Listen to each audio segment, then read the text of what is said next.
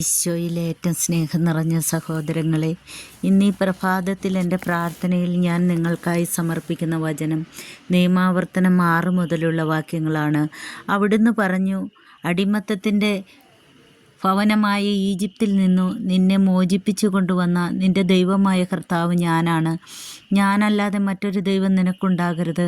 നിനക്കായി ഒരു വിഗ്രഹവും ഉണ്ടാക്കരുത്.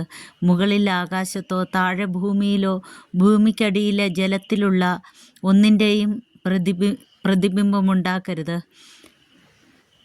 നീ അവയെ കുമ്പിട്ട് ആരാധിക്കുകയോ സേവിക്കുകയോ ചെയ്യരുത്. എന്തെന്നാൽ നിന്റെ ദൈവവും കർത്താവുമായ ഞാൻ എന്നെ വെറുക്കുന്നവരുടെ 3 4 തലമുറകൾ വരെയുള്ള മക്കളെ അവരുടെ പിതാക്കന്മാരുടെ തിന്മ മൂലം ശിക്ഷിക്കുന്ന അസഹിഷ്ണുവായ ദൈവമാണ്. എന്നാൽ എന്നെ സ്നേഹിക്കുകയും എൻ്റെ കൽപ്പനകൾ പാലിക്കുകയും ചെയ്യുന്നവരോട് 1000 തലമുറ വരെ ഞാൻ കാരുണ്യം കാണിക്കും. നിന്റെ ദൈവമായ കർത്താവിൻ്റെ നാമം വൃഥാ ഉപയോഗിക്കരുത്. തൻ്റെ നാമം വൃഥാ ഉപയോഗിക്കുന്നവനെ കർത്താവ് ശിക്ഷിക്കാതെ വിട്ടയക്കുകയില്ല.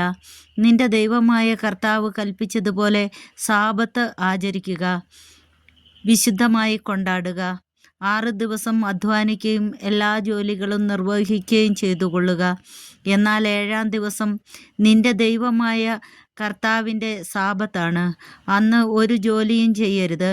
നീയും നിന്റെ മകനോ മകളോ ദാസനോ ദാസിയോ കാളയോ കഴുതയോ മൃഗങ്ങളിലേതെങ്കിലുമോ നിന്റെ പട്ടണത്തിലുള്ള പരദേശിയോ ഒരു ജോലിയും ചെയ്യരുത്. നിന്നെപ്പോലെ തന്നെ നിന്റെ ദാസനും ദാസിയും വിശ്രമിക്കട്ടെ.